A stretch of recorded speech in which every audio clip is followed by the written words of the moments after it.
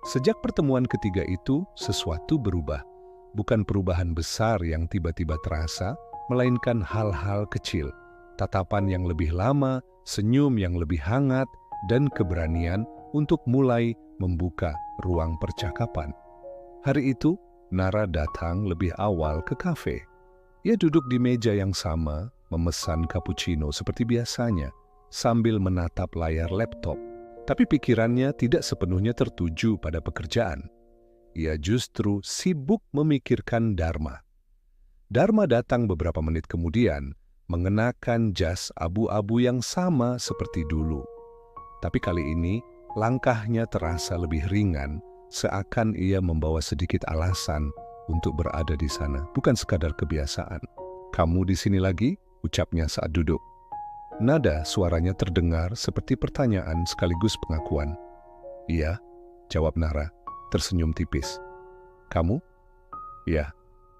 Dharma memandang cangkir kopinya, lalu menambahkan pelan, "Aku tidak tahu kenapa, tapi aku selalu kembali." Kalimat itu membuat Nara tersentak sedikit. Ia menatapnya, mencari makna di balik kata-kata itu. Dharma tidak menatapnya langsung, tapi ada ketulusan yang sulit disembunyikan. "Jadi, kamu selalu duduk di sudut ini sendirian karena kamu mencari sesuatu?" tanya Nara. "Ingin tahu?" Dharma menghela napas. "Mungkin, atau mungkin aku hanya mencari alasan untuk berhenti sejenak." Nara tersenyum samar. "Aku mengerti itu." Percakapan itu mengalir begitu saja, tanpa paksa.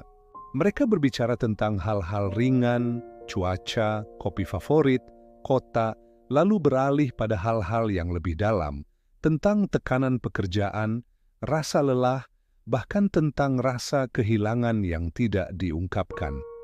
Untuk pertama kalinya, Dharma berbicara tanpa menutup dirinya. Dan untuk pertama kalinya, Nara merasa ada orang yang memahami ruang sunyinya. Saat hujan kembali turun di luar, Dharma menatap Nara. "Kamu ingin tetap di sini?" Nara mengangguk pelan. "Aku rasa, ya." Dan kali ini ada kehangatan yang bukan berasal dari kopi panas, melainkan dari keberanian dua hati yang perlahan mulai membuka diri, meski langkahnya pelan. Hari itu adalah hari kerja biasa bagi Nara, tapi di kepalanya ada perasaan yang tidak biasa. Sejak pertemuan ketiga di kafe, pikirannya terus kembali pada Dharma. Sesuatu tentang cara dia bicara, tenang, penuh jeda, seperti sengaja memilih kata, meninggalkan jejak yang sulit dihapus. Setelah pulang, Nara memutuskan mampir ke kafe itu lagi. Ia ingin melihat apakah rasa penasaran itu sekadar kebetulan atau sesuatu yang lebih. Dharma sudah ada di sana ketika ia masuk. Sama seperti biasanya, ia duduk sendiri di sudut. Tapi kali ini, ia menoleh dan menatap Nara sejenak sebelum tersenyum. "Sepertinya kita punya kebiasaan yang sama," katanya lembut. Nara tersenyum, sedikit malu.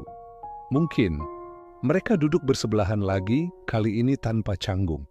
Ada percakapan ringan tentang buku, musik, dan kopi, topik yang tiba-tiba terasa begitu nyaman.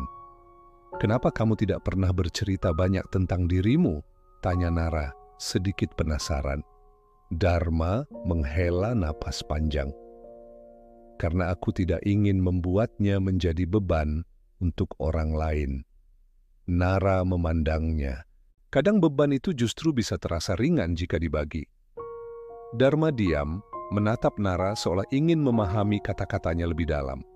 Namun, sebelum ia sempat menjawab, teleponnya berdering. Ia menundukkan kepala, lalu memberi isyarat maaf. "Pekerjaan," katanya singkat. Nara mengangguk, tapi di dalam hatinya, ia merasa ini bukan sekadar pekerjaan. Ada sesuatu yang tertahan dalam cara Dharma memandangnya sebelum menutup telepon.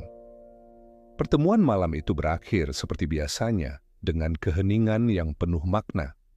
Tapi berbeda dari sebelumnya, keduanya pulang dengan pikiran yang sama, bahwa ruang sunyi yang mereka bagi mulai berubah menjadi sesuatu yang lebih.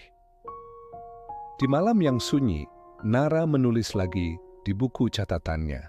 Sunyi tidak selalu berarti kesepian. Kadang, ia adalah tempat dua hati mulai saling menemukan.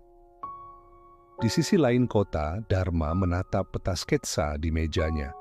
Garis-garisnya kini terasa lebih hidup, seperti ada cerita yang mulai terbentuk di dalamnya. Dan tanpa mereka sadari, malam itu adalah awal dari sebuah cerita yang akan membawa mereka lebih jauh, melampaui ruang sunyi yang selama ini menjadi tempat perlindungan.